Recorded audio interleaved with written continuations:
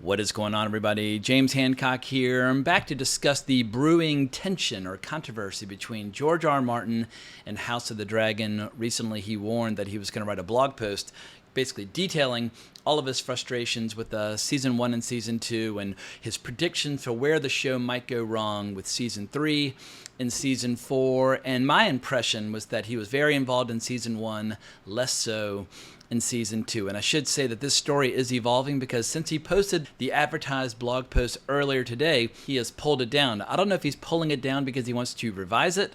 I don't know if he pulled it down because HBO is like, what the fuck? Like, we have a lot more George R. R. Martin shows coming, like A Night of the Seven Kingdoms, and obviously Season 3 and 4 of House of the Dragon, and possibly an Aegon the Conqueror show, which is all based on the earlier part of Fire and Blood. So there's a lot of money riding on this controversy, and I don't know why George R. R. Martin would not be more intimately involved in Season 2 and why showrunner Ryan Condal would push back on so many of his notes. But in that, George R. R. Martin was the guy who cooked up all these stories and cooked up all these characters upon which all these expensive shows are based. You would think that when he speaks, people would be inclined to listen, because what you don't want is for the George R. R. Martin fan base to turn against these shows when there's so much money on the line. Obviously, HBO is trying to build a little kind of mini empire within an empire with all these shows based upon his books, and that very much could be in jeopardy. Like, look at a show like The Lord of the Rings of Power, which is more or less lost. Like the hordes of J.R. Tolkien fans out there, that obviously works to the show's detriment. And obviously, if HBO can avoid a similar fate, I would advise them to do so. But what we're going to do, we're going to head over to an article in Variety by Jordan Moreau and Jennifer Moss called "George R. R. Martin Calls Out House of the Dragon Changes and Warns There Are More Toxic Tweaks to Come Based on What's Being Contemplated for Seasons 3 and 4. The article doesn't include everything from his blog post, but luckily there were a few screen grabs that I found on Twitter, one of which is very spoiler specific, so I'll save that for the end, and I'll give you a big fat juicy warning before discussing that. But let's just dive right in. As promised in his August 30 blog post, Game of Thrones creator and author George R. R. Martin has gone into detail about what he thought went wrong with HBO's House of the Dragon Season 2, calling out specific changes from his original work, Fire and Blood, and what the Game of Thrones prequel showrunner Ryan Condal has adapted for the screen, as well as upcoming plans for the final 2 seasons of the show. And let me pause for my first interruption. I also share a few complaints about Season 2. My number one complaint is that the show is changing the characters of Rhaenyra and Alicent on a pretty fundamental level by basically trying to depict them as the two only sane individuals that are trying to keep the realm from descending into chaos. And in the book, pretty much everybody is like one of those characters on Succession, where they're power mad and they have ambition and they're greedy and they're petty and vindictive and bloodthirsty, and everybody's out just to get what's best for them or their children or their grandchildren. It's just a big, nasty, bloody war for succession, and by the time the dust is all settled, the kingdom is in ruins. But this show's trying to have some good guys, and if you read Fire and Blood, that portion of the story dealing with the Dance of the Dragons, there are no good guys. There are characters that are cool and characters that are badass and characters that you root for. People like the Sea Snake and there are a lot of cool characters in that war who do great things. I won't say they always do good things, but they do great things.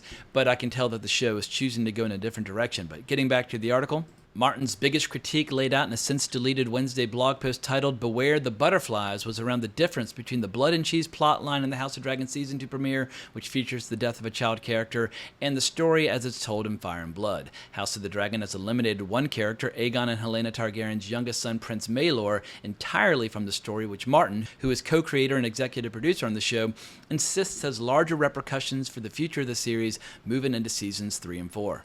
And let me pause to interrupt again.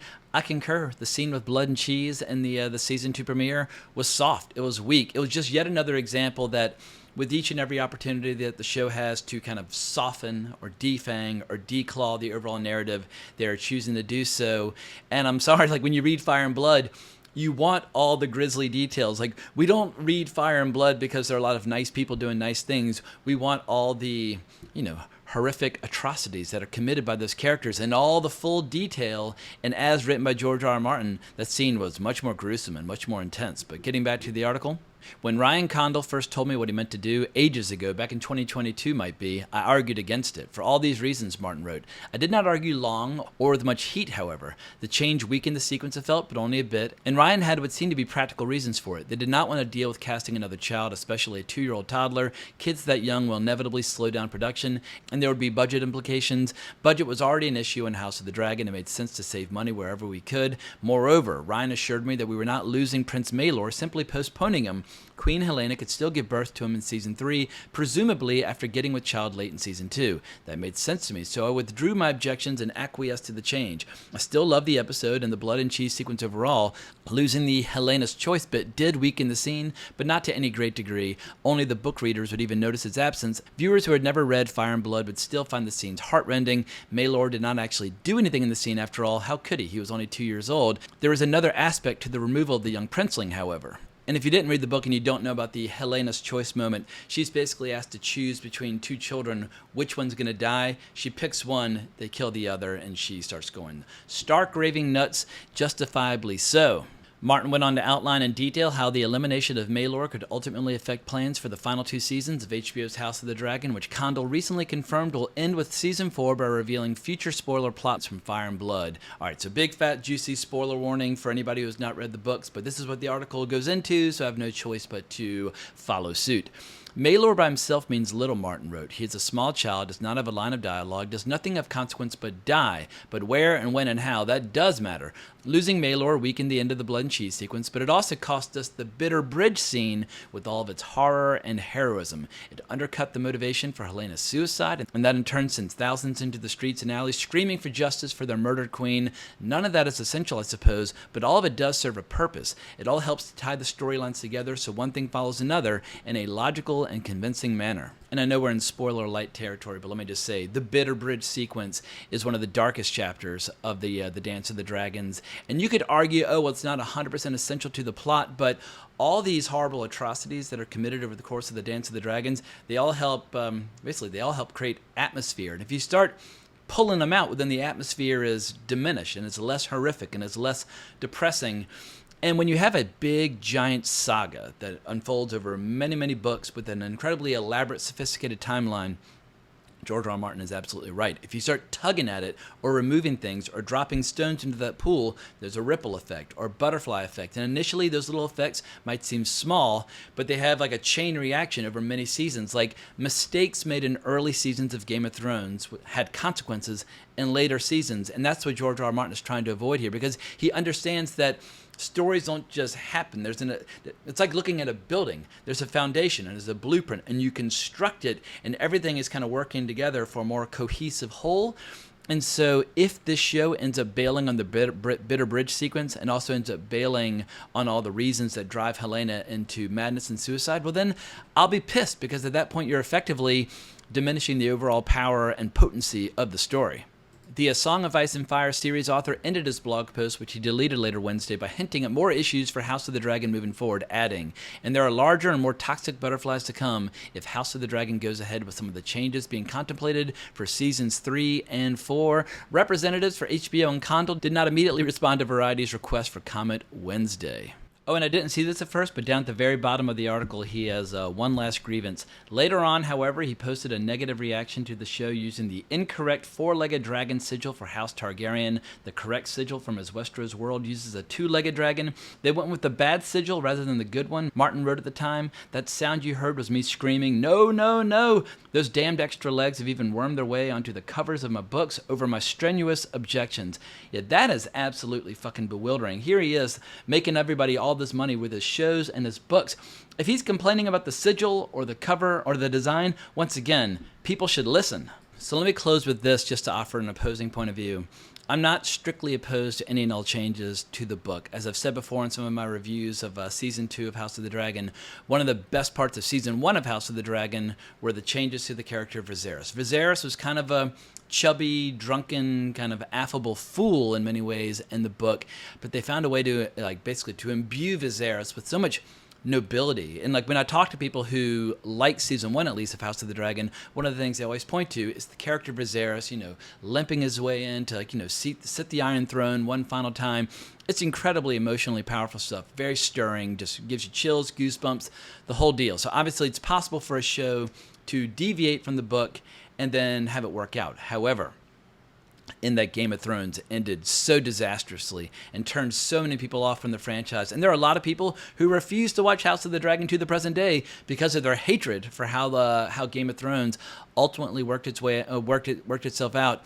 You would think that the showrunners behind House of the Dragon would say, let's not play it safe, but let's also not steer too far from the roadmap, because unlike Game of Thrones, where there was missing the final 2 books, so I have some sympathy for their inability to provide a satisfactory conclusion. But with Fire and Blood, we know how the Dance of the Dragon ends. The story is intact in its entirety. All they got to do is kind of flesh it out a little bit. And so I would strongly recommend that anyone and everyone involved with the show stick to the blueprint, stick to the roadmap, and if you need to flesh out a few characters along the way, fine, but stick to the original tone, the original vibe, the overall atmosphere, because if Season 3 and Season 4 are horrible, well then you're basically dooming HBO's ability to make future George R. R. Martin shows. And you're also going to turn all the diehard fanatics who were worshiping the show early on into the show's most bitter foes. Like, love and hate are basically like two sides of the same coin. Indifference is what you're worried about, but when people love something and then it starts to suck, they can turn on it in ferocious fashion. So we shall have to wait and see what happens between now and Season 3. And speaking of Season 3, for my part, I'll say my anticipation for Season 3 is probably half of what it was for Season 2, primarily because of that terrible final episode of Season 2, where you had this ridiculous scene between Rhaenyra and Alicent, basically making one last... Basically, you have Alicent teleporting to Rhaenyra in an inexplicable way in order to try to discuss a possible peace. It's no, let those fucking bitches pull out knives and kill each other, or at least try to. There should be guards holding them off one another. They should just be at each other's throats. And then we didn't even have an ending or a climax of any kind. We got to see some long, slow shots of ships sailing and armies on the march and that sort of thing, but no climax of any kind. I was very frustrated with the Season 2 finale. And if we get more of that in Season 3, well then I will turn from this show's most vocal advocate possible to one of its bitterest critics. So on that note, I'm going to wrap up this video. Hope you found it interesting. And the story is developing and ongoing. Who knows what the next day or two might bring when it comes to George R. R. Martin and his feelings on this show. But if you enjoyed this video, please consider liking the video, subscribing to the channel, hitting the notification bell, and I'll be back at y'all later on tonight with my review for Beetlejuice. But more importantly, as always, onwards and upwards.